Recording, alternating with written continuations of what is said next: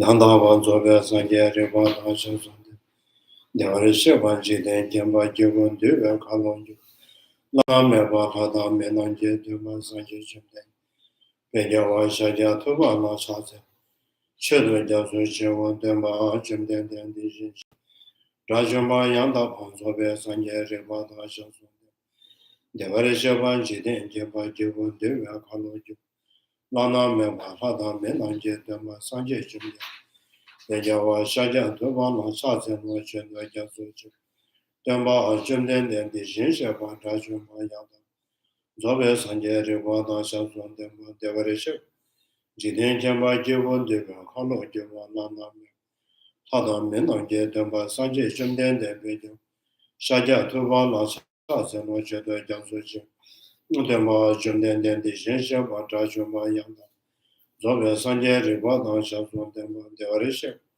Jiden Jemba Jivun Deva Kalo Jiva Lana Me, Tada Menanje Tenpa Sanje Jumden Den Pejo, Shaja Tuba La Shase No Chedu Jasu Chi, Kanze Kanyen Zoho Jadam Se, Sajan Dena Kupa, Anen Jiden Dena Choche Soho, Teze Keba Juna Chahaz, Nanda Kunga Chodo Sosan La Yishi Jasu Seje Rumbo, Chaban Jiden Suna Lame Bo Chonye Juna Chahaz, Senjon Dema Chimen Daveshi, Sendo Jawa Juna Chahaz, Dire Jana Seba Suma Chen, Yame Jenje Juna Chahaz, Wombo Tuje Jedema Tamje Jembe, Solomon Yenden Jasu Jin, Dishin Shenwa Chahaz, Taben Desha Chewa Jun, Gewen Yesun Dedus, Jedu Tenam Shojo was Shinju Jana Chahaz, Chene Cheva Lanya, Lava Tana Rabdune, Shinga Tamba Yenden, Gende Lanya Chahaz, Diba Chaya Mejes, Gewa Benson Soba Jarange Sende Yunzu, Tene Sanje Demu, Karmara Rima Meda, Juma Seba, Chubrada Melon, Jenda. Dishe Janam Dedarata, Solomon Dia, Tamje Seba, Yokoban, Jenjen Dadu, Gadan Ladan, Shivya Latru, Sivya Son, Jovan Jever, To the teacher, the blessed one, full destroyer, completely perfected, fully awakened being, perfect in knowledge and in good conduct, Sugata, moral of the world, supreme guide of beings to be tamed, teacher of gods and humans, to you the completely and fully awakened one, the blessed one, glorious conqueror, subduer from the Shakya land, the prostrate make offerings and go for refuge. To the teacher, the blessed one, the one without beyond, full destroyer, completely perfected, fully awakened being, perfect in knowledge and in good conduct, Sugata, knower of the world, supreme guide of beings to be tamed, teacher of gods and humans, to you the completely and fully awakened one, the blessed one, the glorious conqueror, the subduer of the Shakya clan, I prostrate and make offerings and go for refuge. To the teacher, the blessed one, the one who got beyond, the full destroyer, the completely perfected, fully awakened being, perfect in knowledge and in good conduct, Sugata, knower of the world, supreme guide of beings to be tamed, teacher of gods and humans, to you the completely and fully awakened one, the blessed one, the glorious conqueror, the subduer from the Shakya land, I prostrate and make offerings and go for refuge. When as supreme of humans you were born on this earth, you exhaled 7 strides that said, I am supreme in this world. To you who were wise then I prostrate. With the pure bodies formed supremely pure, wisdom worshipped like a golden mountain, flame that blazes in the 3 worlds, winner of the best, to you I prostrate. With your supreme science, face like spotless moon, colored like gold, to you I prostrate. You are immaculate, the 3 worlds are one. Incomparably wise one, to you I prostrate. The Savior having great compassion, the Teacher having all understanding, the field merit with qualities like a vast ocean. To you, the one gone to thusness, I prostrate. The purity which makes one free from attachment, the virtue which frees one from the lower realms, the one path to sublime pure reality, to that Dharma which pacifies, I prostrate. Those who are liberated can always show the path to liberation, the holy field qualified with realizations, who are devoted to the moral precepts, to you the sublime community tending virtue and prosperity. Do not commit any non-virtuous actions, perform only perfect virtuous actions. Subdue your mind thoroughly. This is the teaching of the Buddha. A star in a mirage, a flame of a lamp, an illusion, a drop of dew or oil, a dream, a flash of lightning, a cloud. See conditioned things as such. Through these merits may sentient beings attain the rank of all-seeing, subdue the full falls, and be delivered from motion of suffering, of aging, sickness, and death.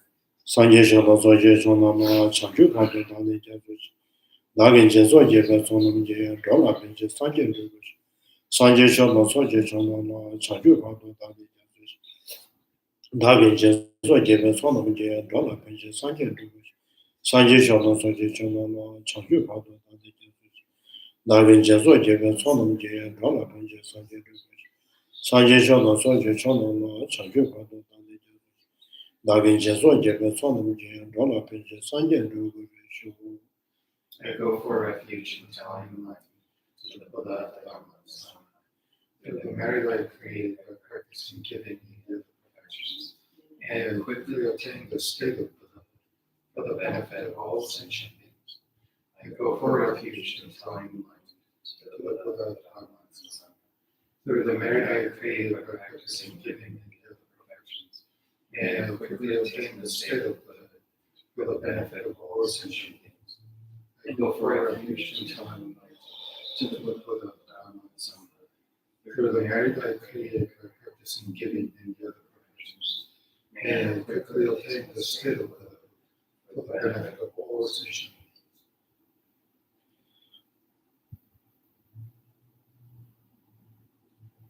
Deja Shadan Demono, Bunda Dona Jones, Doda Medo Shinjano, Tembani, Kanda Doda Medo, Shinjano, Tedara Jene, Jinu, Davi Union Minion, Shadabu, Temenu Monam, Union Minion, no more than that Kangaya, Teatro, Gamema, Kangaya, Mobile.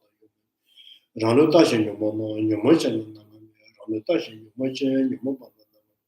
Do them with the children or Rajin, do them with the children more than you more content. Sora Roda, Chita Shodan, she did the Jashan, Timu in the Imberta. Sura Roda Rebana, Chita Shodan, Chisetron, medium amount. You may give what I want, Sonia, Doba, join in the Kala then the Dobash, Dabasha, Dula, you do Kala de Meduba, Dabasha, Duba, Meduba, Tijuna, Duba Yoba Mayana, Deja Yoba, Medu Yoba Mayana, Shahan Yoba, Kedem Dabashi, the Danzimo, Dola Meda Yumi, the Basha, Kedem Dabashi, the Danzimo, Dola Meda Bawish, the Bash, Kangajana Zimba, Zimbabwe, Something you wish you could, the Shinzi. Baba Yadanya Zimbabwe, Mayana, come and change your way, come and change your mind.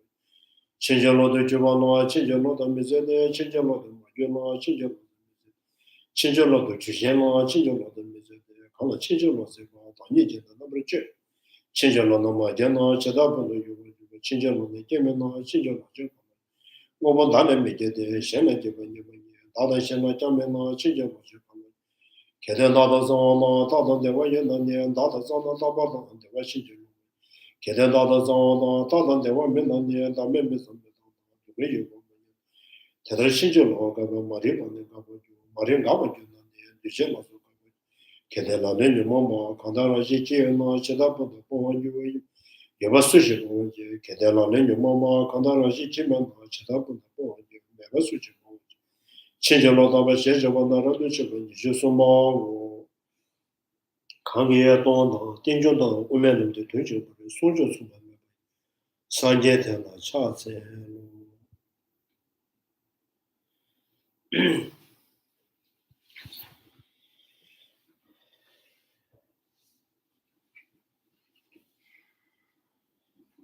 page 251. 251, right? 252. 252. I'm at 251 probably. Okay. Like the condensed perfection of wisdom states. He sees no form, nor does he sees feeling as well. He sees no discriminations, nor does he see relations. So, form, feeling, as well. I think this is talking from the point of view of the, ultimate, from the perspective of the ultimate point of view,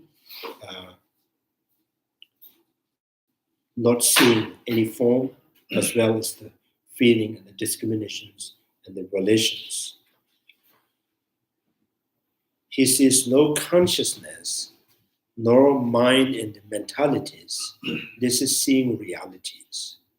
So taught the Tathagatas. So Tathagata has, I think this is similar to the Heart Sutra. No form, no feeling, right? No mental consciousness. So this is talking from the point of view of the emptiness. From the emptiness, ultimately, or objectively, no form exists. Objectively, no sound exists. Objectively, no smell, no taste, no tactilities, no texture. What's the difference between tactility and texture? I think tactility is the ability to touch, and texture is the actual feeling, or whatever it is. So taught the Tathagatas. People utter word like, I see space. So now here, so no seeing is seeing ultimate. So no seeing is seeing ultimate means, objectively not seeing at all is seeing the ultimate. And then, so ultimately there's nothing to see, but people utter words like, I see space. So how do they see space? So maybe this is thinking like, oh yes, the form, smell, taste, tactilities relatively exist that they can understand it's not objectively exists. But when you see the space is the entity by itself. So there's a space may, like Vaibhashika school thinks the space is the ultimate truth. And the particles is the ultimate truth. The ultimate truth, which means, from the Vaibhashika school,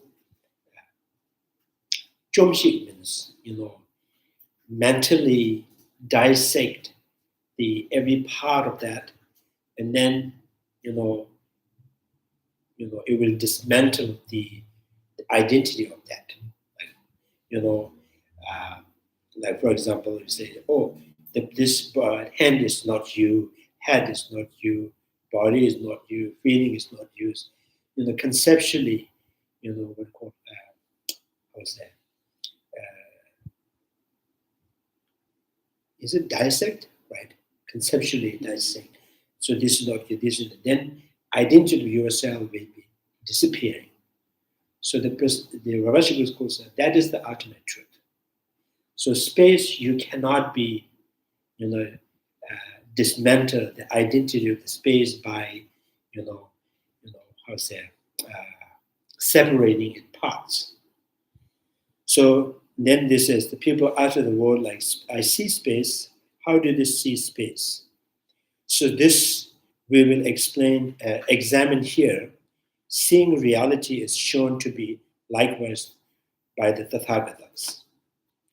Such seeing cannot be conveyed by any other analogies. So earlier saying not seeing is ultimate truth means nothing can be seen objectively. Therefore, Buddha sees nothing, conventional as objectively exist. So, so now the commentary says here that what is not seen stated to be 5 aggregates, while it is seen, also referred to as reality, which means suchness.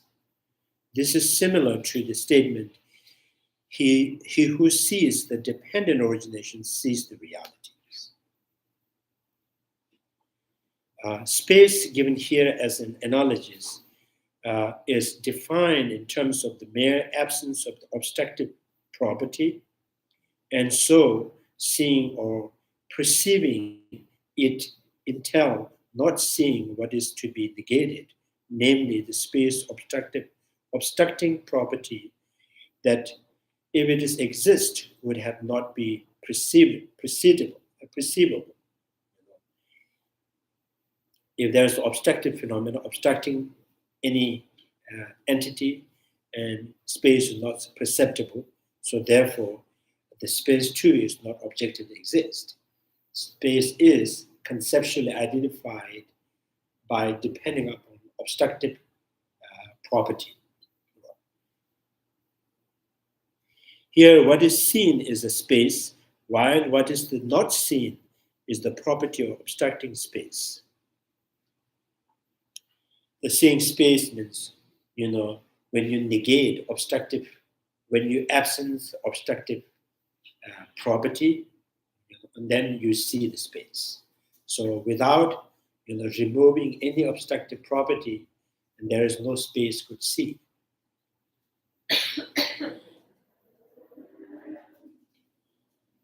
Yeah? Just as in these analogies, not seeing should be understood in terms of not seeing the suchness in a manner that's similar to seeing blue in blue color, manner of seeing negated in the final line of the citations. So such seeing cannot be conveyed by any other analogies, citations, to substantiate as assertions that the Buddha's gnosis sees suchness in a manner of not seeing. Chandrakirti cites entering the True Truth Sutra. So anyway, we have discussed that, how the omniscient, how omniscient see things. So we always say, in the ordinary people, we can see both conventional and ultimate truth, right? So, subjectively, we see emptiness subjectively, we see conventional truth also subjectively, right? And then the Arya beings, when they, when they single-pointedly meditate on emptiness, they don't see the conventional reality. Right? So when they, during the post-meditations, and they see the conventional reality and the ultimate truth as the two separate things. So the ordinary beings and the Arya beings have access to the true truth, but they see the true truths are, true truths are something that is, there's something intrinsically separate. So when it comes to the omniscience is what they see directly is only ultimate truth. So by, totally, and I think totally abiding in ultimate truths, become the inseparable from ultimate truths. At the same time, conventional reality and, almost like, implicitly understood. Right. When we talked about the only way to really see space is by seeing the obstructive form around it that define it. So with emptiness, you would have to see the emptiness of form basically by knowing the conceptual reality that is its form is the objective is empty. Yeah, I think there's a many kind of level of what do you call it? Many level of understanding about the true truths. So, like for example, there's one example that's the magicians and his what do you call it? Magicians, conjurers, and audience. So how the audience perceive the conjure is true entertainment. The magician also entertained by his conjurer, but magician understands it's not true, right? And then the third persons who cannot be tricked by magicians and conjurer, and that third person would not see the conjurer and the trueness of the conjurer. Right? So three persons: magician, audience, and the third persons. Right. So now this is like in ordinary people, they only see the conventional reality. That is the only ultimate truth. Whatever you say, conventional or ultimate truth. So they have only one truth. Things that they see with eye, smell, and taste, and what they understood conceptually, all are concrete and solid existence. So this is like audience, right?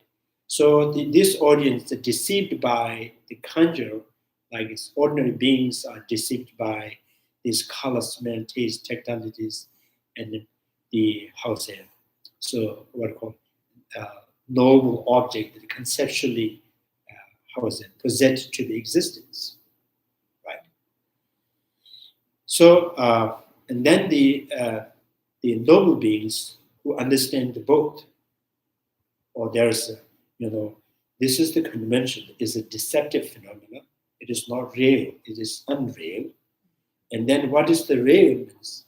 The absence of intrinsic nature is the ultimate truth. Right? So almost like it.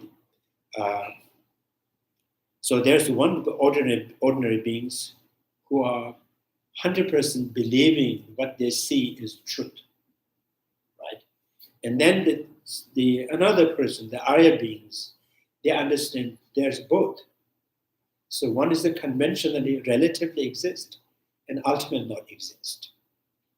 So which means the ordinary beings and the Arya beings sees the both two truths. The ordinary beings only one truth. So sensual object and mental objects both are truly existing for the ordinary beings, and the sensual objects and how's that? So mental object or sensual object and the conceptualized phenomena are not truly existing for the Arya beings, but so conventional reality appears to the Arya beings in the post meditations appears that there's some kind of true intrinsic nature in there.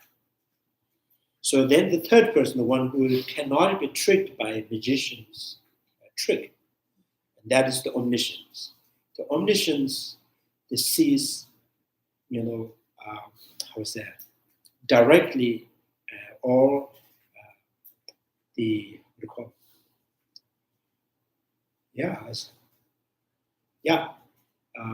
omniscience sees the ultimate truth inseparably, right? So it sees the ultimate truth. So now the question here is, which means, there's the one ordinary being, there's the omniscience. These two people have only one truth.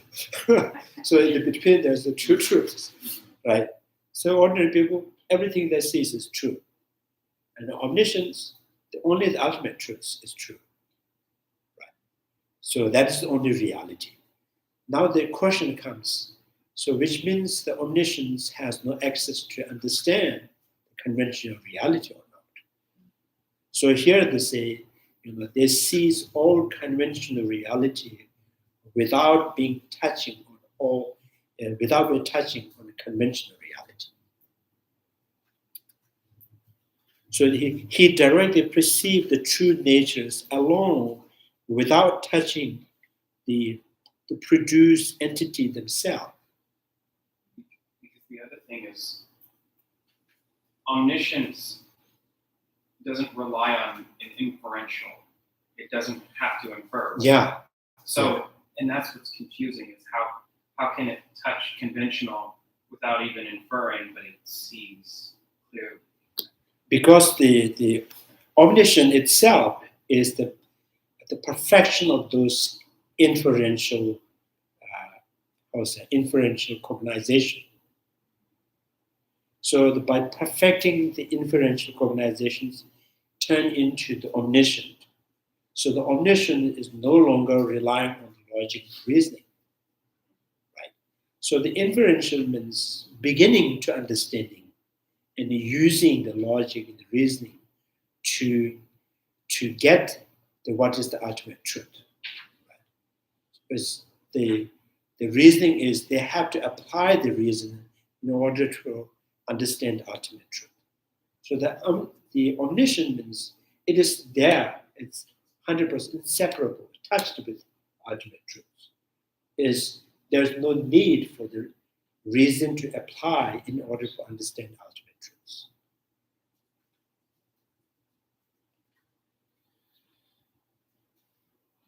So now the question only left is, it sounds like the omniscience have no access to understand the conventional reality. Right? So then it says,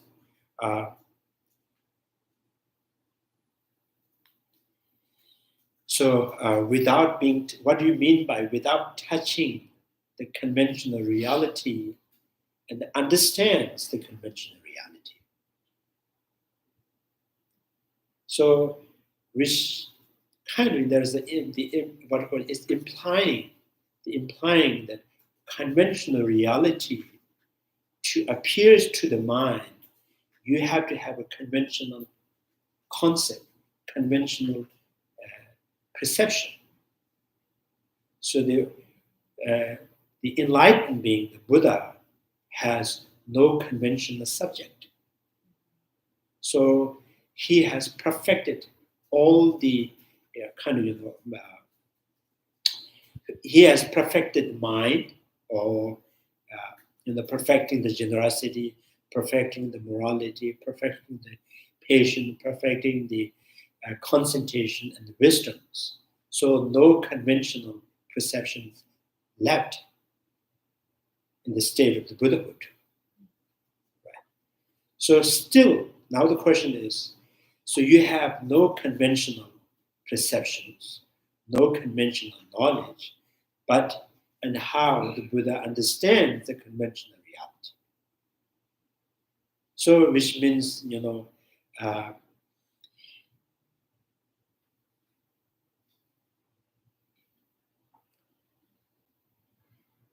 so saying that almost like there's the persons who has allergy for many years. Then this person's, and by taking the medicines, and he now he cure or heal the allergies, and he is free from allergies.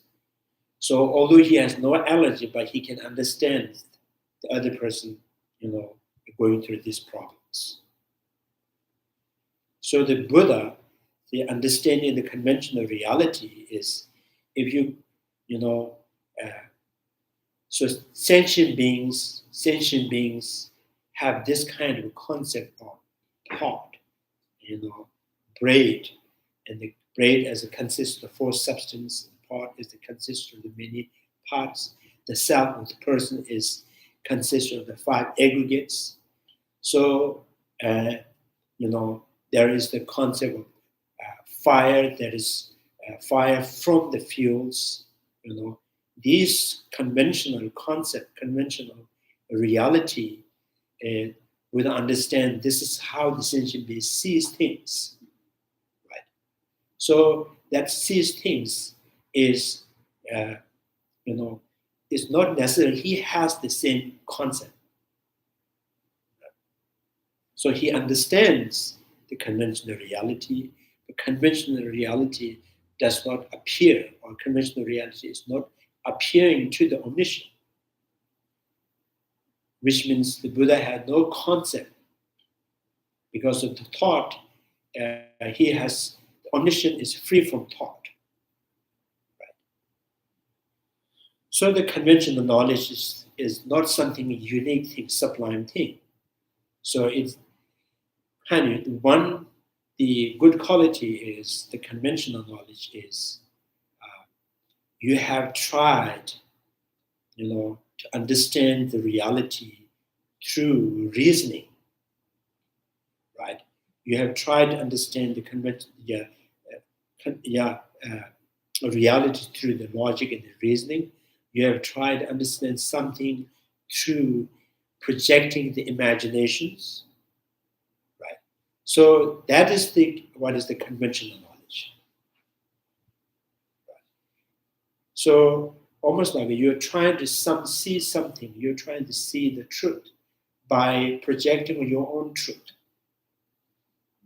That's a convention. So the Buddha is, for the omniscience, does not require any of those,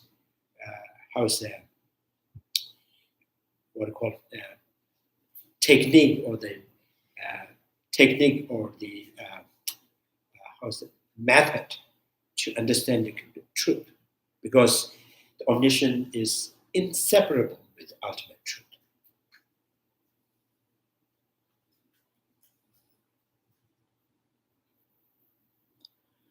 Like when we do the mathematical calculations, we use the calculator to, Calculator? Yeah, calculator. We use calculator, right?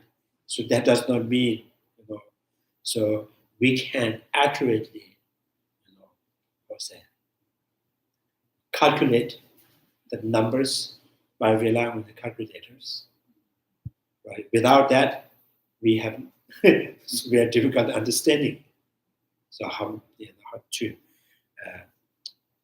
get the accurate number. So now when the calculator itself has no any effort needed to bring the accurate number. So this is like sentient beings. We create something in order to understand that reality. So we have no direct access to the truth, and in order for understanding that, we have to create something. Right? So sometimes people, you can say this through speculations, through projections. So that is also dependent on the capacity of your wisdom. Right? I think this is why there's many school of thoughts. Buddha teach one, and people understand differently. Vaishnav schools, Swadhyayika school, mindfulness schools, because some they have very cheap calculators. so that breaks easily. So the Prasangika calculator is much better than.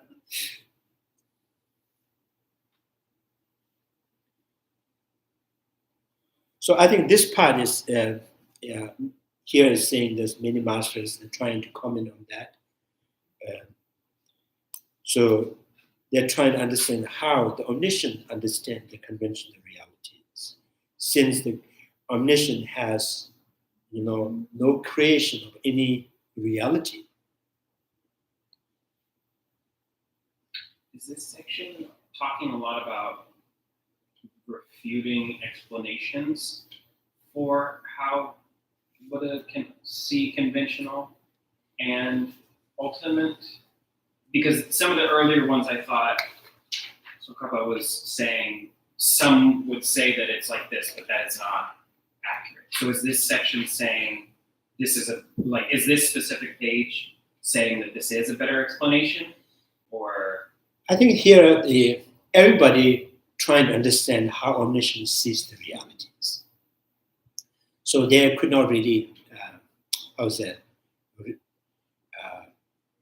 they could not really stand by not knowing it. So people trying to understand and explain from their own, the capacity of the understanding. So some people think that omniscience, there's agreement that omniscience has no direct access, direct access. Omniscience has no creation of any reality in order for understanding ultimate truth. So which that agree, and now the question is, since omniscience has no creations, it's not creating any imagination, any mental projections. So, which means, what is the conventional realities? Some masters say, therefore the conventional realities is a part of the, contaminated mind. Is the part of object that belongs to a contaminated mind. So then they kind of continuously going that way, and then they say, now even when you see the Buddha, Buddha's image, so the image of the Buddha is a part of the sentient being's mind. This is how sentient being want to see the Buddha. Like looks like so Buddha statues in Thailand, there's a very sharp, pointy things, and in China, you see Buddha's belly is very big. So everybody wants to see from their own projections. So the conventional realities is the property that belongs to the contaminated mind. So then continues going, the Buddha's form is part of the sentient being minds. So then if you say that Buddha's mind is not this part of sentient being's mind, as form, the color, shape are property that is part of the sentient being's mind. So then you're going too little beyond the realities. So the Buddha is the combination of the form and mind, body and mind. So the body belongs to the sentient beings, and the only Buddha left is the mind. So Buddha has no mind, no form. So the form, Buddha's form body is the result of the 3 years, the accumulation of the merit. How can that be the part of the sentient beings? Right.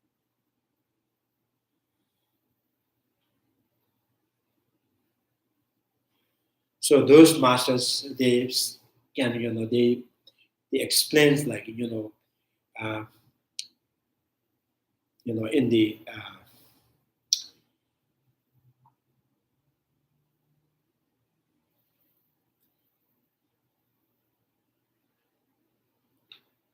so this is the form, the Buddha's form bodies is reflections of the sentient being's mind. So it's like when you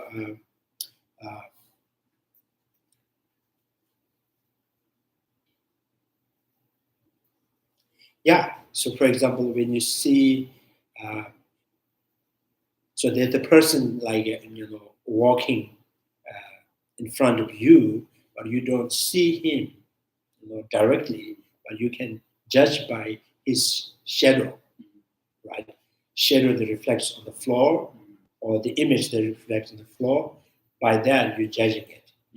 So this master is saying that the form body of the Buddha is the reflection of the sentient beings. It's not really Buddha.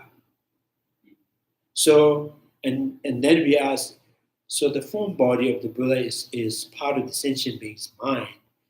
Are you saying the Buddha has no body? So they probably will say, yes, no body. Because there is no certain color, there's no certain shape, because Buddha can appear at like huge, like mountain, or small like particles, and the shape can be appears the color in orange, blue, green, and anything. So I think still they say when you say Buddha can form in like huge like mountains, small like particles, which means this all indicating the Buddha has the body. Without having body, how can he be bigger and smaller? So the Prasangika school says yes. We are saying the concept of form, concept of house, concept of relation of the cause and effect. Those concepts are not there in the omniscient, because omniscient is free from concept, because omniscient is free from thought. But still, this omniscient understands the conventional reality and the concept of the conventional reality. So in Prajaparamita Alankara Sutras, so this Yamne Denum Sen, Yurin in the Uchintas, Yamnes. This says, this Arya being, he experienced, he experienced total freedom from any bondage of emotional, but he understands what is the bondage means. So he is free from the bondage. So one who is free from allergy, and they understands what is the allergy. To understand the allergy, or the the condition of allergic, right? So not necessarily you have right now, you have allergy.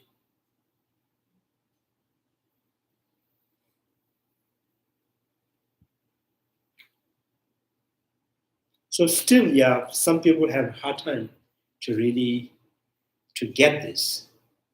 So omniscience means the omniscience is, like forever, permanently settle or abide in ultimate truths, and not having any concept of any conventional reality, but still understand all conventional realities.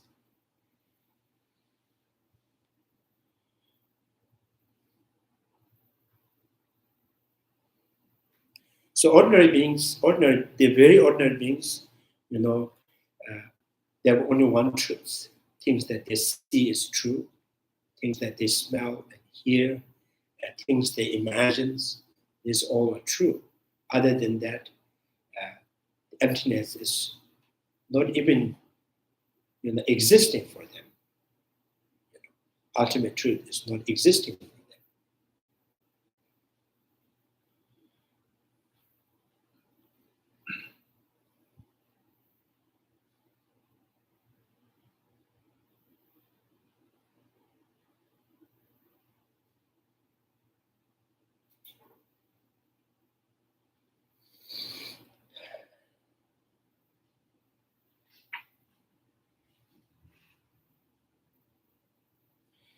So Chandrakirti side, entering the True Truth Sutras, the celestial child, if the ultimate truth on the ultimate level takes on the nature of the being and object of the body, speech, and mind, it would then not belong to what is called ultimate truths.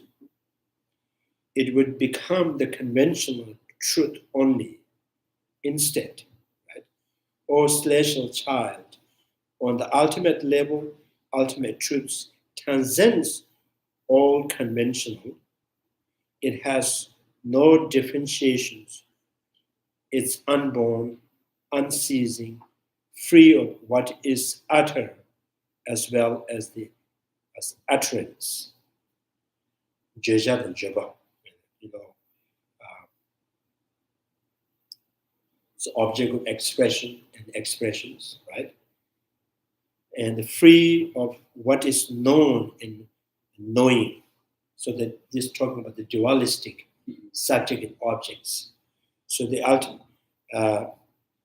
So once your mind is the abide in ultimate truth or the emptiness, and there is no dualistic, the perspective of what is subject and what is object, what is knowing and what has known.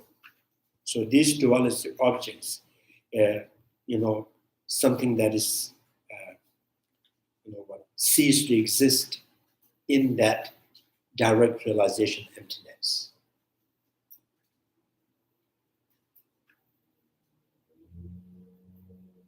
Yeah, so when you mix the water and milk together, from that mixture of the water, and there is no two things, as one is the water and one is milk. That does not mean in generally there's no milk that's separate from the water. Right? So from that reality, from that point of view, and there is no milk, there's no water separate. So, in the from the point of view of the emptiness, nothing really,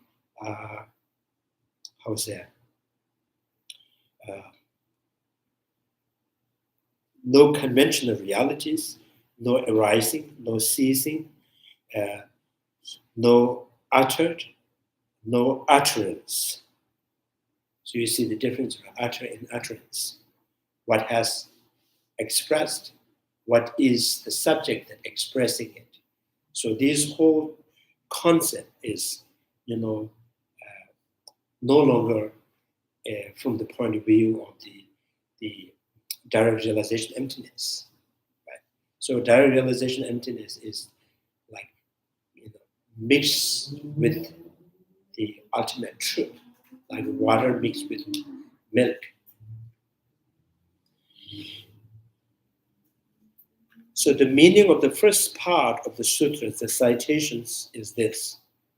If ultimate truths, from the perspective of the seeing the ultimate truth, saying that if ultimate truth, from the perspective of seeing the ultimate truth, is not seen the manner of seeing conventional truth, such as aggregates, but instead become the object within the field of experience of body, speech, mind, like the aggregates and so on, then such seen truths would not be ultimate truths.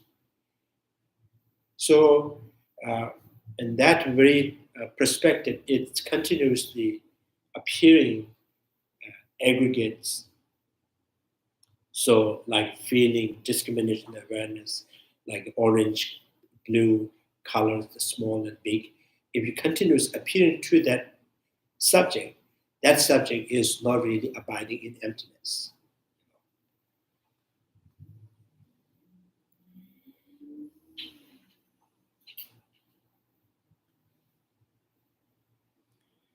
Instead, become the subjects within the field of experience, the body, speech, and mind, like the aggregate and so on. Then such a scene truth would not be ultimate truths.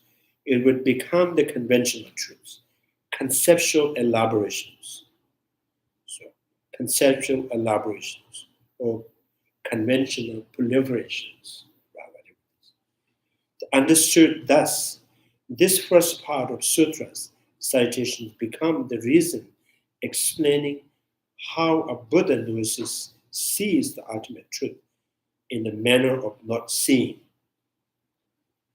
So this is how the Buddhists, directly or ultimately not seeing any conventional reality, but by seeing the ultimate truths, he understands the conventional realities.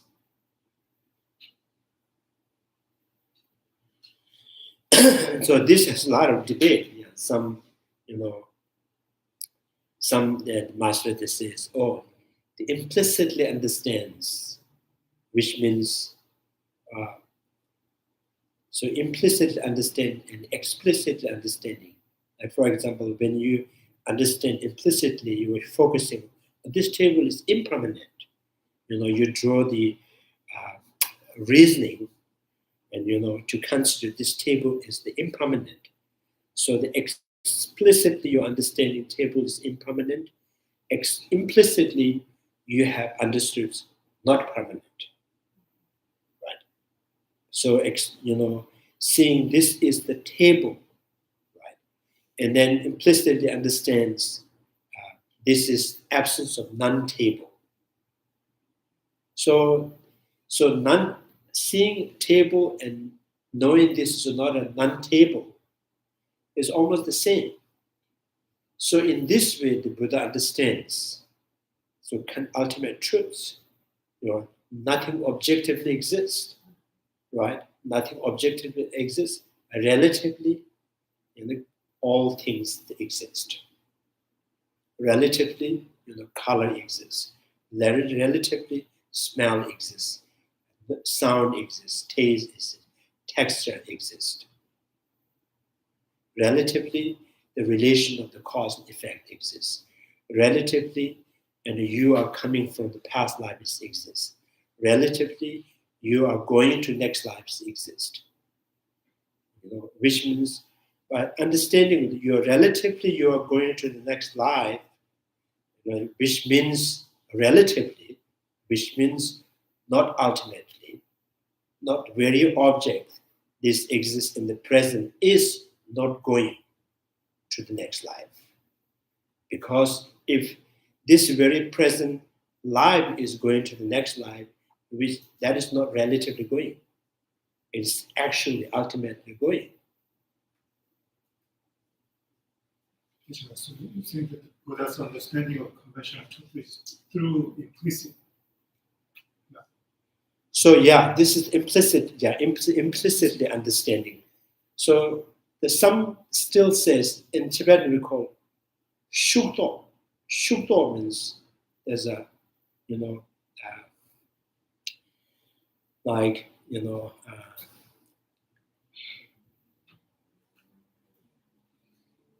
yeah, I think there's in the Tibetan the terms ngosu means explicitly, shula means implicitly.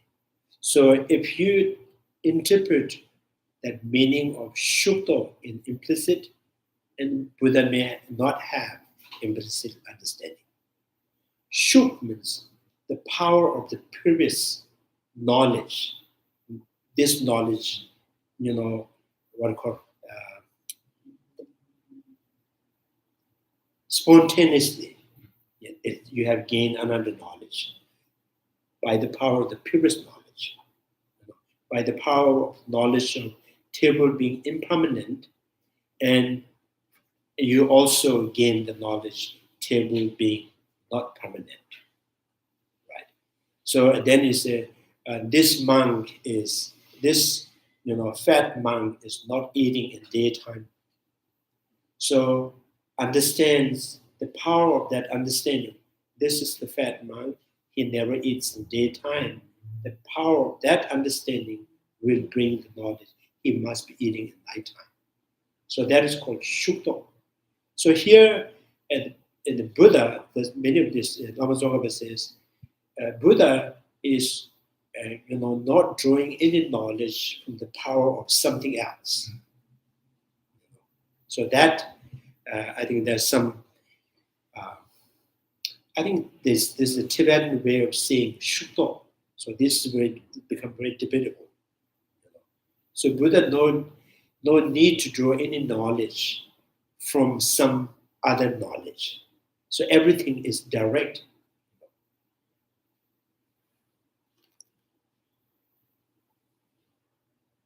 Sometimes this only problem is in the Tibetan language. So yeah. And also sometimes people who thinks they're interpreting that or explicit and implicit means, or implicit is like passively understanding. If someone who interpret that way, then yes, which means knowledge that you have drawn is due to the power of other knowledge. Right.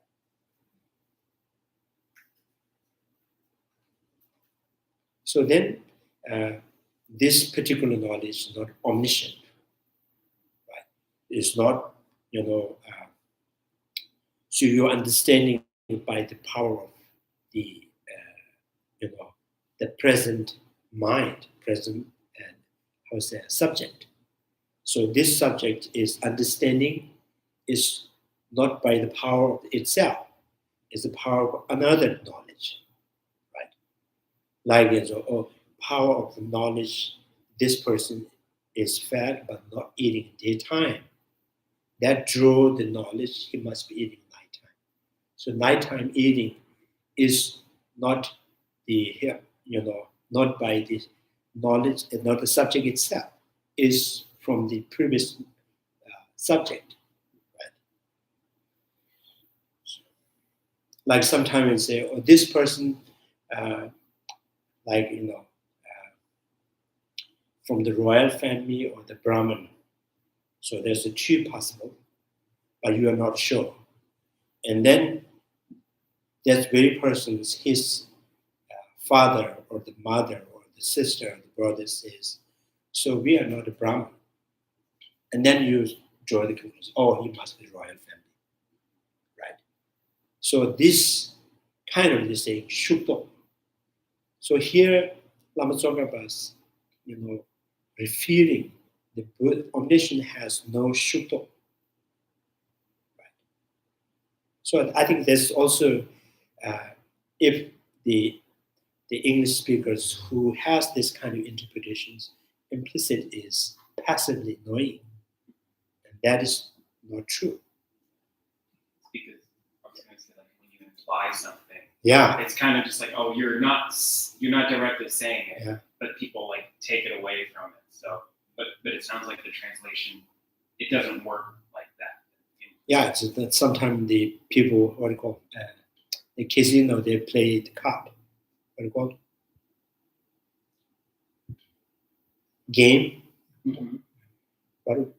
Oh, like Poker. oh, okay. Yeah. Mm-hmm. So they calculate, right? Oh, this number is gone. This number is gone. He picked this number. You calculate. Oh, now he must have this number. Oh, okay. Right.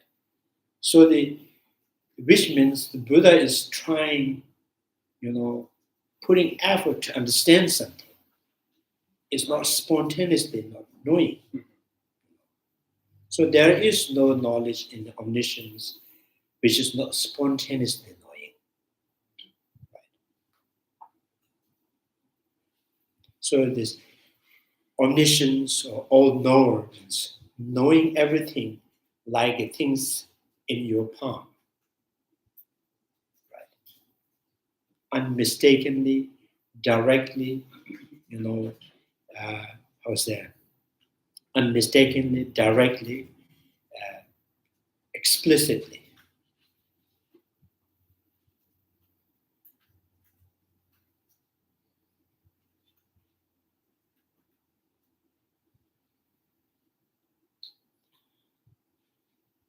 Yeah, if someone maybe maybe some professor maybe have this interpretation explicitly, implicit. Implicit is like more without any effort, passively, because that will happen, not this and this maybe, right?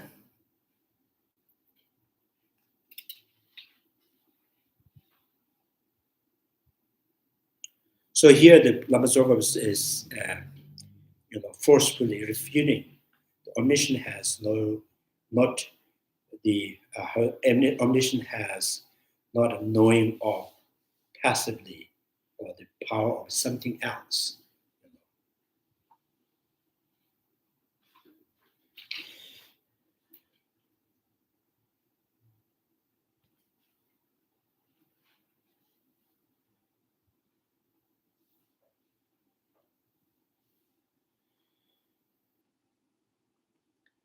So the second part of the sutra, the citation, has the meaning that from the perspective that directly sees ultimate truth, there can be no differentiations, varied, instantiations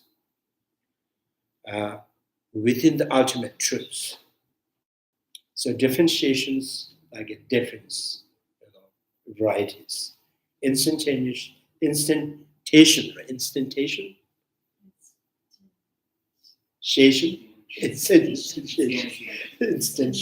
yeah. So it's more particular, specific. Yeah. So like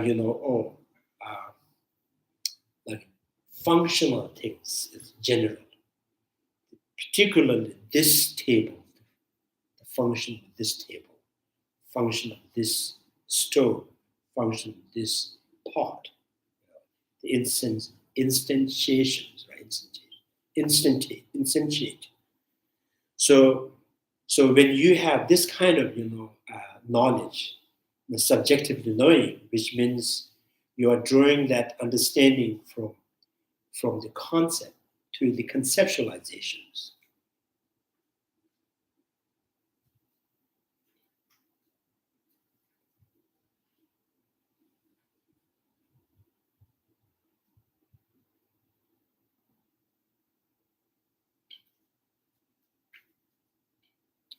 Yeah, sometimes you say,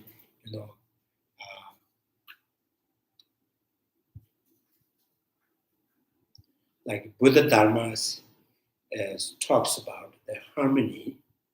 Buddha Dharmas talk about this harmony. And then in Jainisms, specifically, focusing on no harmony, like, when they breathe, they have put the mask, and about the eatings, that they don't really eat things that is, growing underneath the ground. So it's insensate.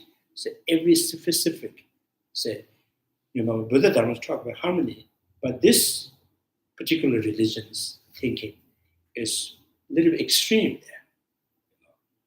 So this kind of the subjectively, differentiating in the object is only within the conceptual thinking. So the omniscient has no this kind of drawing, instantiating or differentiating in anything. So still, anything that is the difference, anything that instantiated are understood by the omniscient.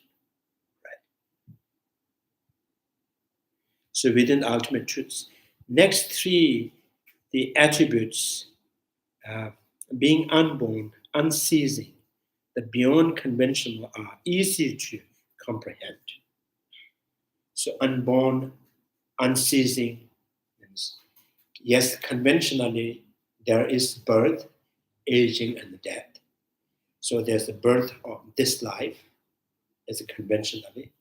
Now this is why it's saying this life, the birth of this life is why it's conventional, because there is no objective understanding, understanding of the birth of this life. Because objectively no, because there's no birth of this life, because this life has not born, right? Not born, also not born from the previous karma. This life is not born from the previous karma while it is existing, and this, life of this has the birth or born, I think having arising of this life is not arising while it is existing and while it's arisen, or the arising of this life is not really arising without existing of this life. So like, the coming of the tomorrow is not coming, while the tomorrow is existing, right? So coming of the tomorrow cannot be coming without the existing of the tomorrow. If the tomorrow is not exist, and there is no coming of the tomorrow. So when the tomorrow is manifest, already happened, and there is no coming of tomorrow.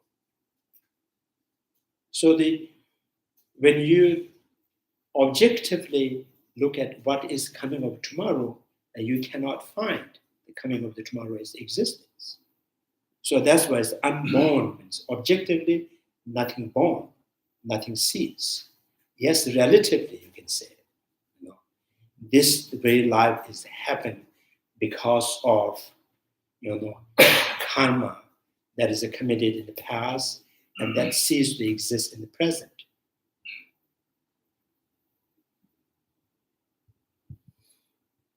So I think this is important to say unborn, unceasing means objectively unborn, objectively unceased. So the beyond conventional. So objectively, no conventional exist.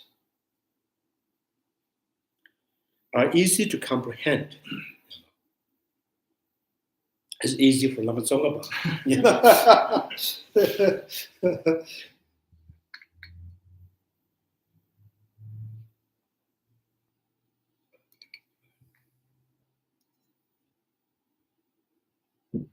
So this kind of, what call it?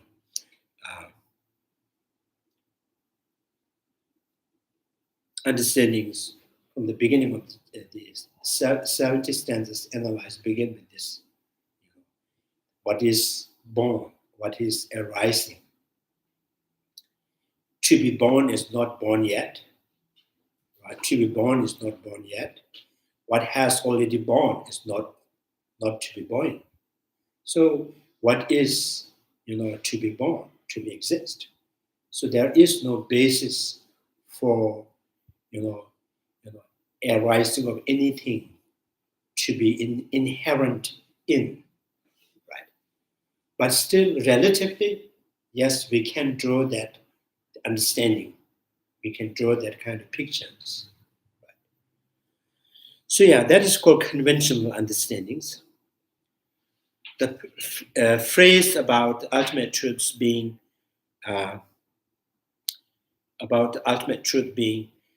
from such perspective, that's from the objectively, nothing found from that perspective, nothing found as born, nothing found as dying or suffering or happiness. Right? The free of activity of speech is easily understands.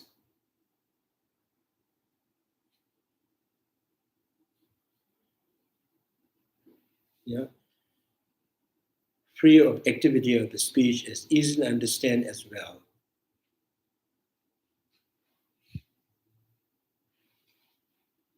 Jodhanavas, I think inexpressible.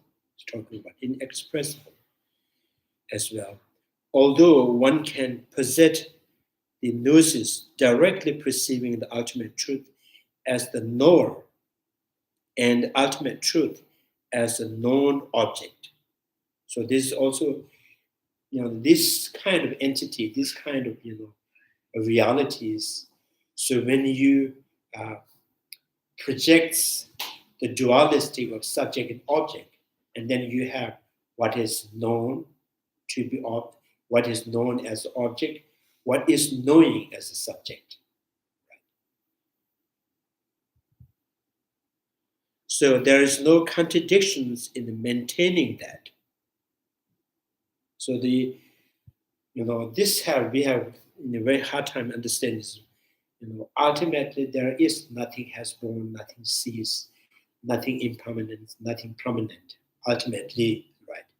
And still, conventionally, yes, there is the past, there is the present, there is the futures, there is the disintegrations.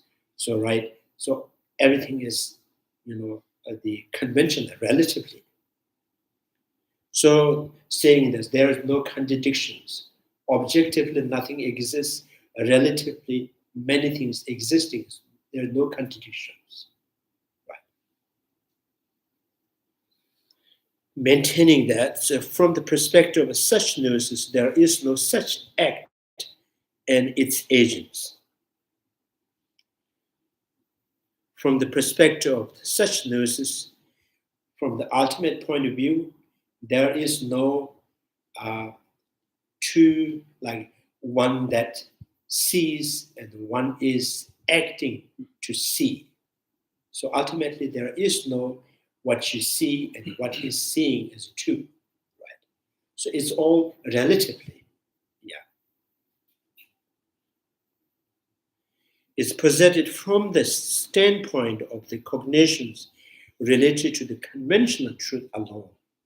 So the conventionally relativities could present it the subject and object, seer and what see, object sees. It is like the case where, although one can present it, the inferential relational cognitions of emptiness as the subject, the ultimate truth as the object.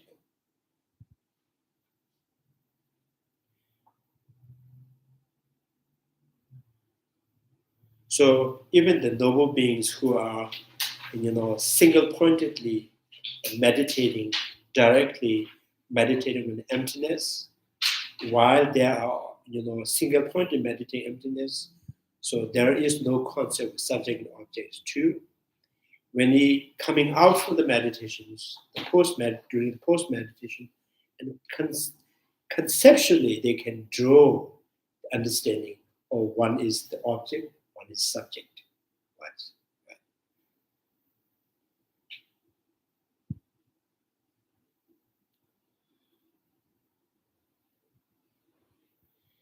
So distinction of the two as a subject and object is not presented from within the perspective of relational cognitions.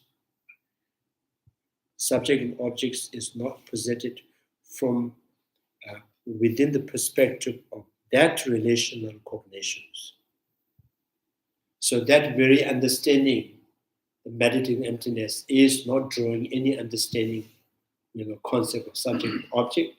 So only when you conceive something, when you imagine something, when you conceptualize, and then you can understand, there's the one, the noble wisdoms that is meditating on object, emptiness.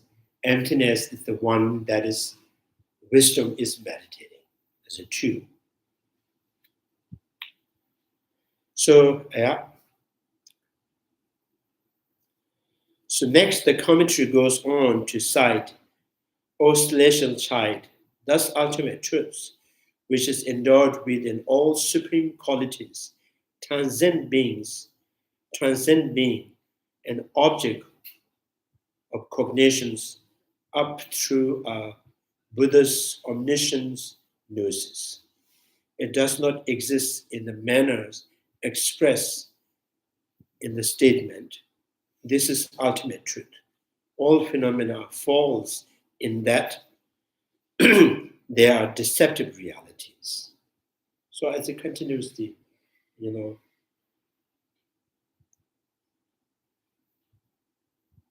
so it's the same things as, yeah.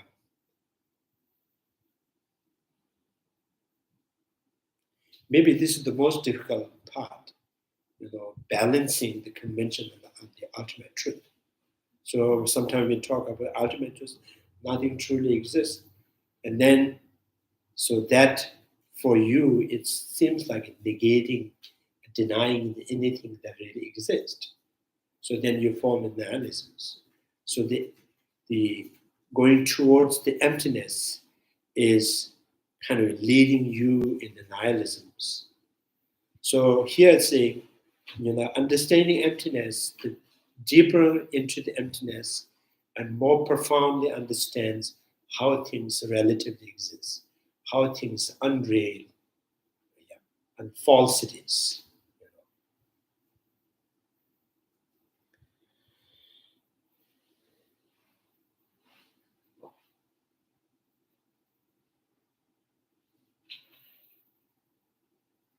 Anyone ask any questions?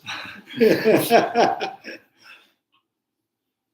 guess revisiting the explicit and implicit Yeah. to help understand that. So was Tsongkapha saying, because it sounded like the argument was that if Buddha used implicit reasoning, some would say that he is not understanding through his own power. And was Tsongkapha then saying no? Was he then saying that yes, implicit power can be considered through his own reasoning, and that is how he is able to understand? I think there is two interpretations of the implicit understanding. We are not debating on explicit understanding. So the interpretation on the implicit understanding. So, for example, when I have doubt, Logan is, American or Spanish, right? So then I could not really decide, you're, the Spanish or the American. So then your father comes, says, we are not Spanish. So that, convincing me that, you are not Spanish, then I draw the conclusions, now you must be the Americans. So it's not like, this understanding, my knowledge of your American is not from my own power. Right? So this knowledge is drawn not from my own inner knowledge. I have been able to conclude that by someone convinced that you are not, because I am to doubt. I'm sure either this or that. Right? So this implicit understanding is, some people interpreted that implicit understanding is really how to say, it's very passively. It's with help someone, with help other knowledge, others' knowledge or previous knowledge, and I was able to draw this knowledge. Right. So if you interpret implicit understanding in this way, and then yes, Buddha do not understand conventional reality implicitly. So the implicit understanding, like when you understand, oh, this table is impermanent, just by that knowledge, I understand not a permanent. Right. So, like when they say the second existing is not truly exist, second exists not truly exist, implicitly I understand, oh, there is the freedom from the samsara. So that kind of implicit understandings. So from the one knowledge, brings two kind of knowledge at the same time. Right. So the implicit understanding is, not necessarily drawing the knowledge through, power of previous understanding or someone else, help of someone else.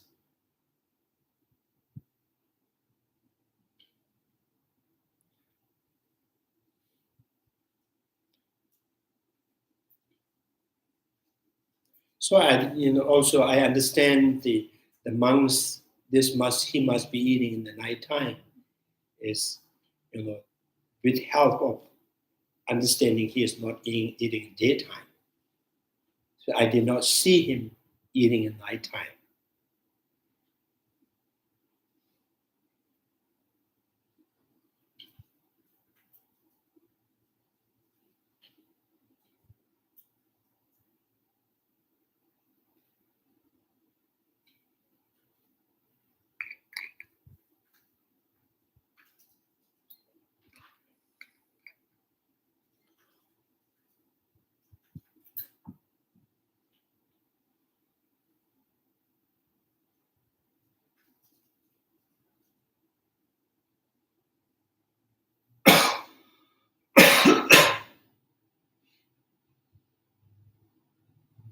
그래서 the Tibetan word that describes the implicit knowledge that covers both of these cases, Yeah. or just one, the first case.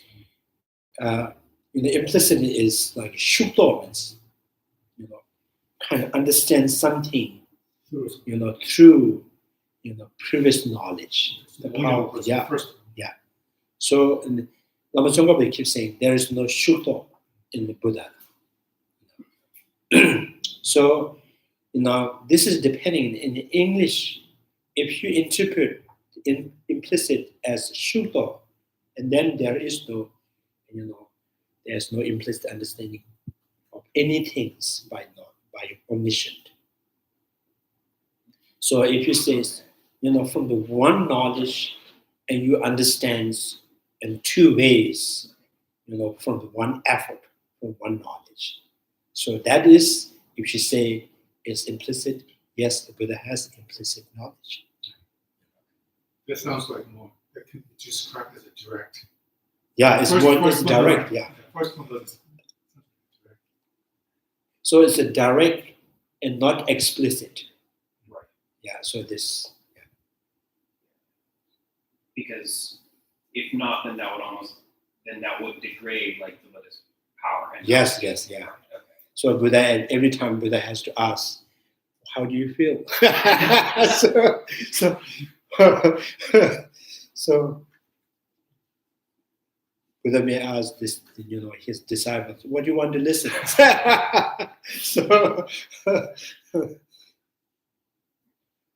the Buddha's knowledge, when they give any teachings, so out of power of the compassion means, when there's a group of persons that gathers, each single the persons, and Buddha understands the emotional states, and then emotion state of this person, and then how the propensities and the capacity of knowledge, everything detail understands. So, Buddha teach every time differently, because every time the audience is different, even one single person's, and every day they're changing. So that's why you say the Buddha is like a doctor. So according to the patient's the problems, he prescribe the medicines. Like ordinary people, so I always stay with Nagarjuna. So I'm not capable of prescribing the medicines. So I say, try this one, try this one.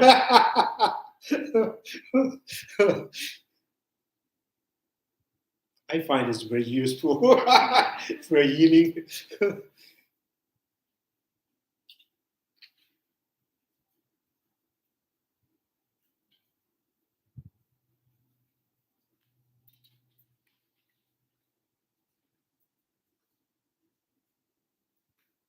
Yeah, this is where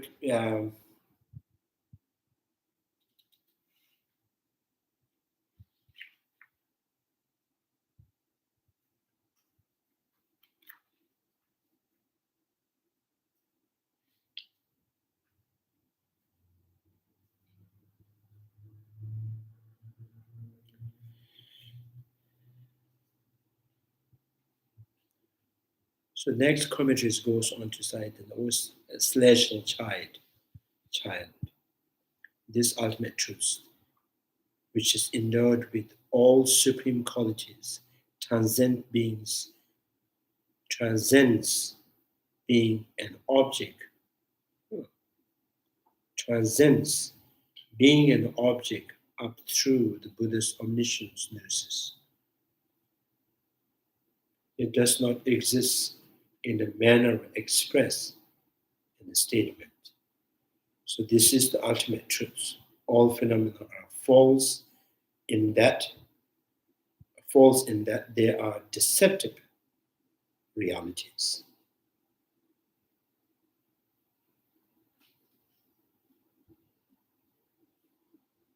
What is saying?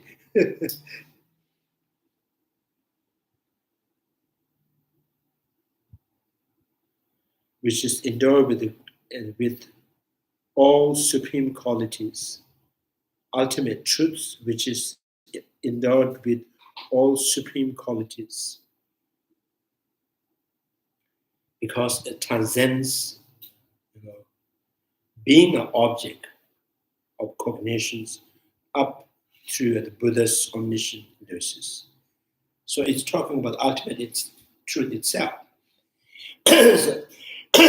Is the supreme qualities because through the understanding of emptiness or ultimate truth, it transcends from the conventional realities, right? Transcends.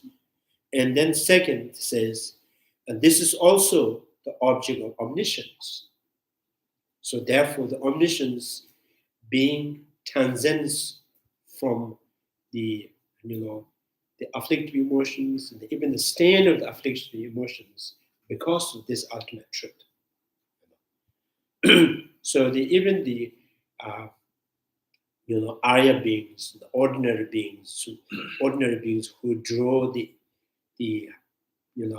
knowledge of the ultimate truth through inferentially, right? So there's kind of logically they're trying to figure out what is the ultimate truth.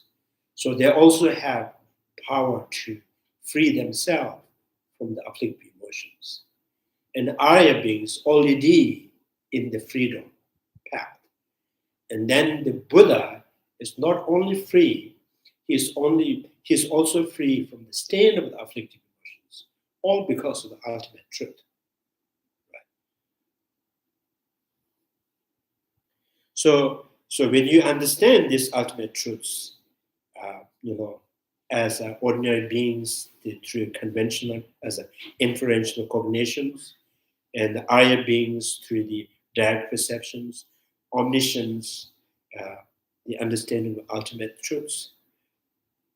So as a result, what you understand about the conventional reality is conventional are deceptive, falsely exist. So the deceptive and falsely existing is also not the meaning of they don't really exist. Right? So it's like, the mirage like water exists, but it's deceptive. And mirror image like a face exists, but deceptive.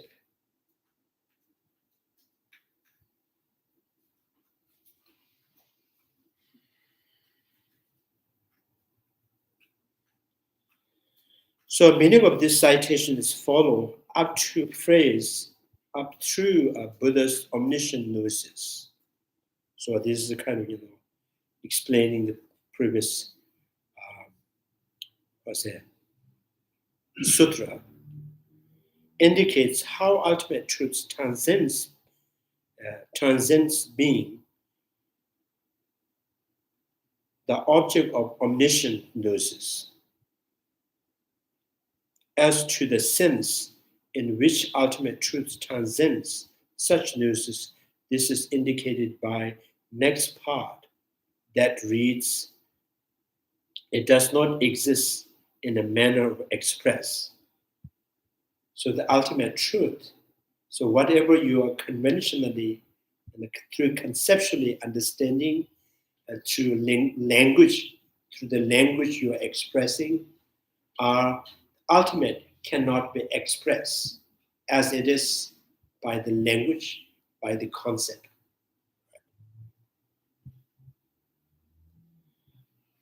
As to the sense of the ultimate truth, the transcendence gnosis is indicated by the next part of the read that reads, it does not exist in manner of express, up to the end where it reads the deceptive realities. So, as an example, when someone says, this is ultimate truth, the subject and object appears as two distinct entity to the thought that follows after the utterance.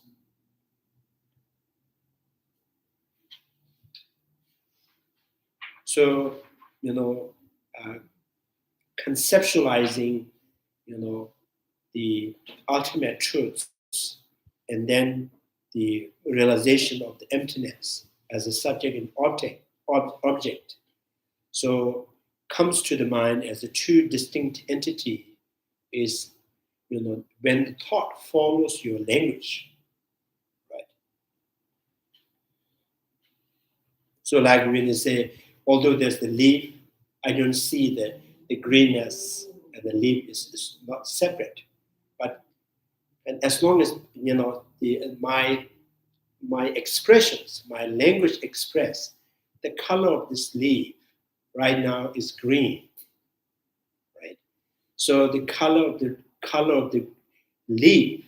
So then the thought follows this language, and thought sees color and leaves as two distinct entities.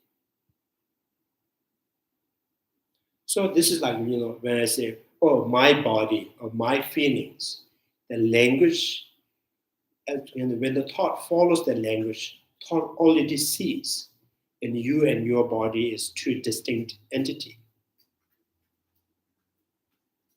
So, and also when you say, oh, size of my body, size of my feet, size of my shoes. So every time thought follows this language, thought already have, the image of the size of the feet and the feet itself as a two distinct entity. So that's called dualistic. The dualistic is the conceptually creation. Right? So that's why it is not real, so therefore it is deceptive.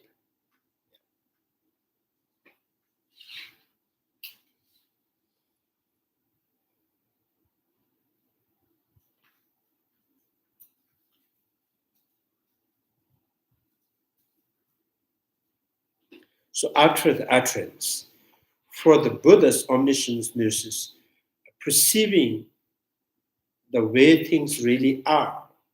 So Buddha sees exactly as it is.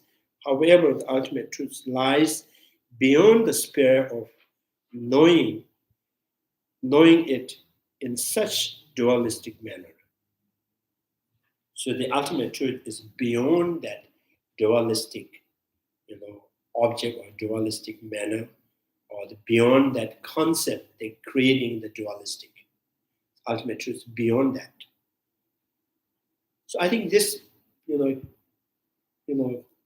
specifically explaining why the omniscience has no concept. All this conceptualized subject and object, size and the head. So these are all, by projecting it. So the Buddha's omniscience is free from thought. So this conventional reality is not appearing. Buddha is not creating any image of those conventional realities.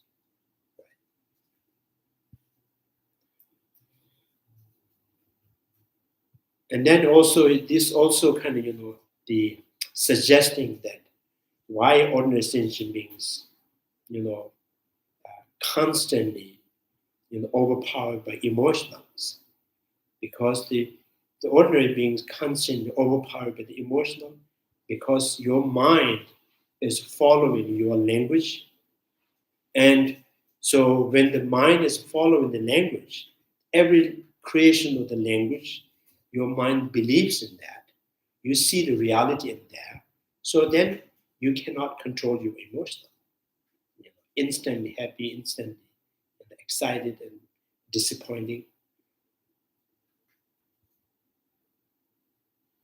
So the many times in the sutta they explains, whose mind is constantly occupied by the emotions, your mind is constantly deceived by the language. Right? So that is called childish being.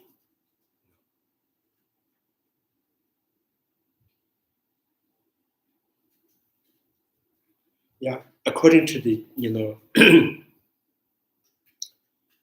so text is childish beings, but for us, many of those are very knowledgeable, intelligent people. you know.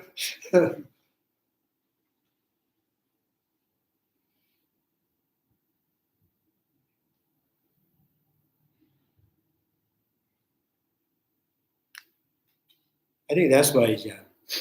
So easy to get annoyed, easy to get irritated, because there is no real object that annoying you.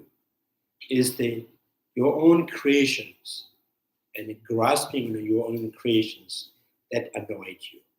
Directly, you you you are the reason you get annoyed, right?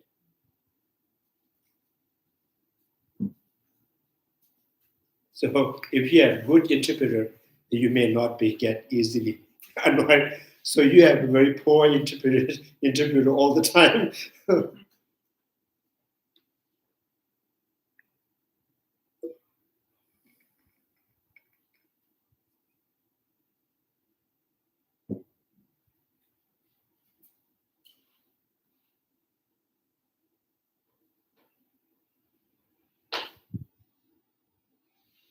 That's what we played to his honest teaching. And when foreign people comes, some monk says, "Oh, so these are the people, the disciple of Tsevaridis." Tsevaridis, his honest translator. So they listen to translators teaching, so they are follower. So if the translators, are not really accurately, explaining what it says, so the people they can only listen the translators. They don't really follow what he's only saying.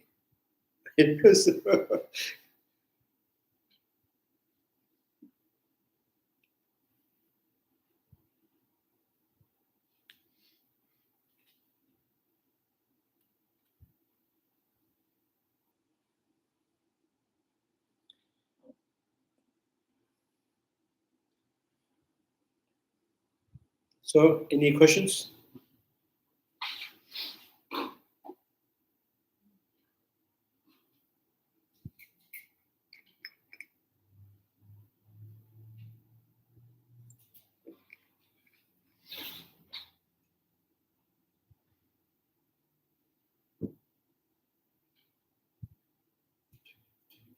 Explain us about what the Dharma Dhatu means.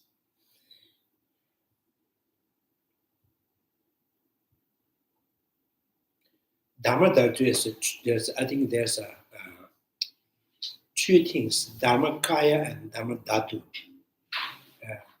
Dhatu, I think, like in Tibetan we call Chögi Ying. Chögi Ying means almost like nature of reality, So you can consider it as emptiness. the empty of intrinsic. Empty of intrinsic is the nature of all realities. So, right? 去理应 is like very ultimate nature, right? Ultimate natures of the reality is Dhammadhatu, is emptiness of all phenomena. All appearance, self and all appearance, Dhammadhatu by natures, have not realized as thus. Right? So which means everything's in the nature of absence or intrinsic nature, absent intrinsic existence, but not realized as thus. So Dhammakaya is like the nature of the nature of the mind which is free from all the stain of the afflictive emotions. So that is Dhammakaya. So in Sanskrit, akar kaya is the form. The form is not really physical form. It's the entity that is conceptually defined. The nature of the omniscient. The nature of the omniscient is the Buddha, but it is the emptiness of the omniscient. So that is Dhammakaya.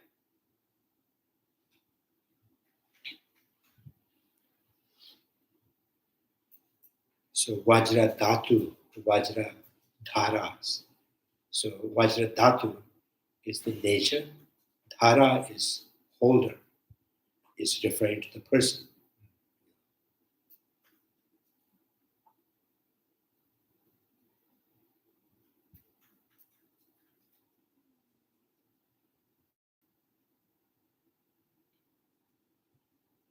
Sometimes Dhatul means is the toothbrush. So in India there's a tree. So we cut the small branches from the tree, what do you call twigs, right? Cut it, they use for the toothbrush. So that's Dhatul. Neem. All time, yeah. Now you still see in the villages that people doing that, yeah. So neem branch, yes. Twig or branch. Branch is the bigger one. Twig, yeah. So they cut it. Very inexpensive, yeah. So when you just get up, just some people, morning they wake up, they small piece of the wood and then chew on that. That cleans our teeth.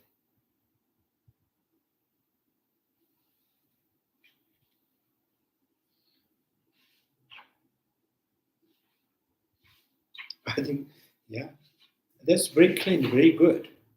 It's very good. No chemical. Yeah, and no need to pay. So you just grow the neem tree. I think the corporation want us to buy from them. So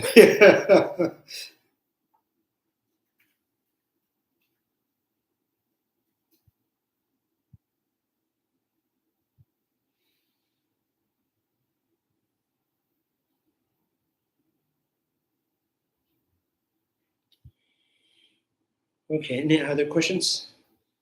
No questions?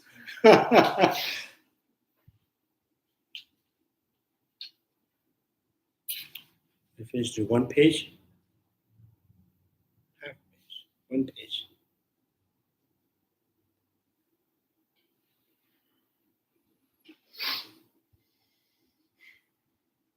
We get to the bottom of 253. Okay. So where did I stop? This is ultimate truth. The subject appears as a two distinct entity to the thought that follows after the utterance.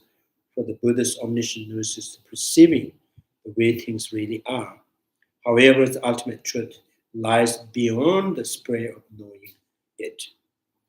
In such dualistic manner, all phenomena within the dualistic perceptions are false and deceptive, and as such, they do not exist from the perspective that perceives only undeceiving truth of suchness. So all of these authoritative sources, substantiate the point that within the perspective of direct seeing of suchness, conventional realities like aggregates and so on are not perceived, for within the perspective of the direct seeing of the suchness. So I think this, again and again, trying to explain that.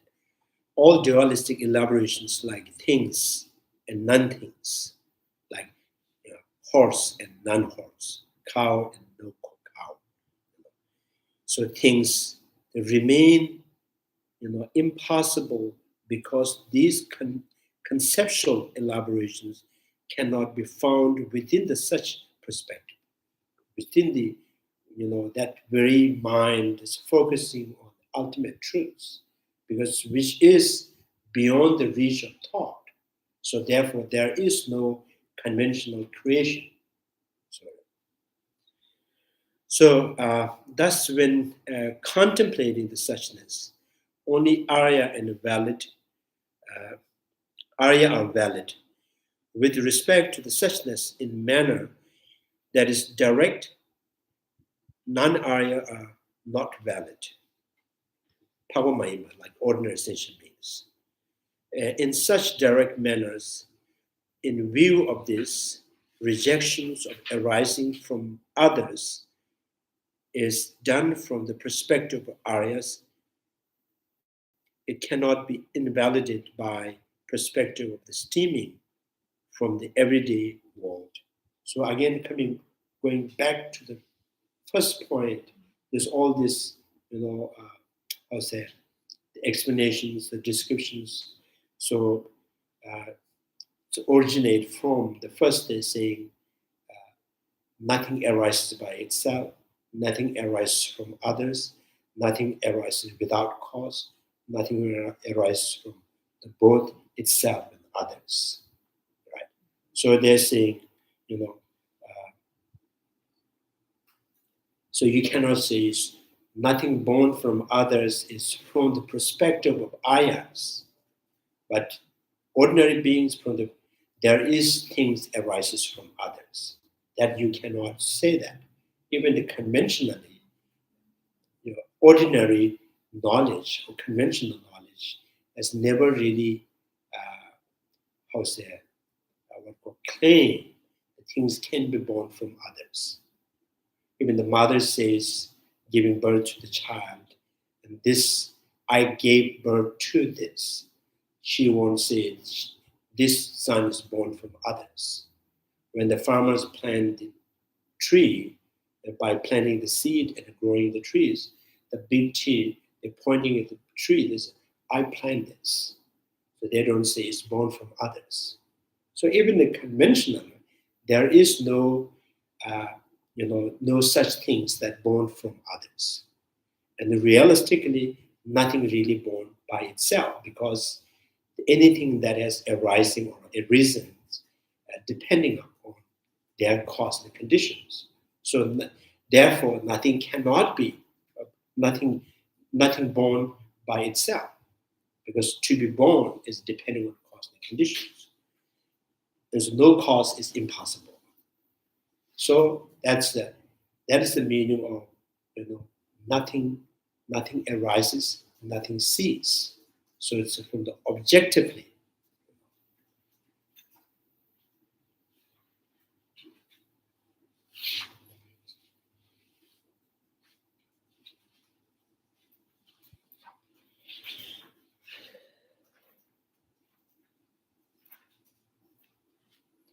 So we stop here, stemming from the everyday worlds. So next time is objection to the assertion that worldly perspective invalidate the refutations of arising from others.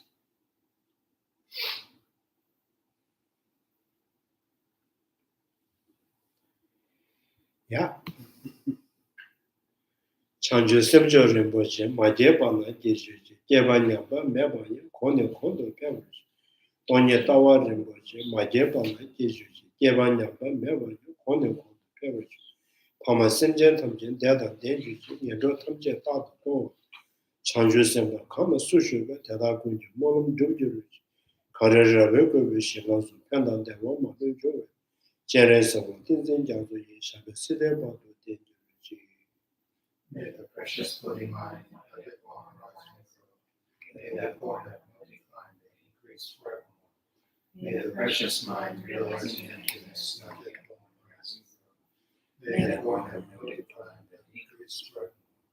Due to all these merits, may all Father and Mother sentient beings have all the happiness.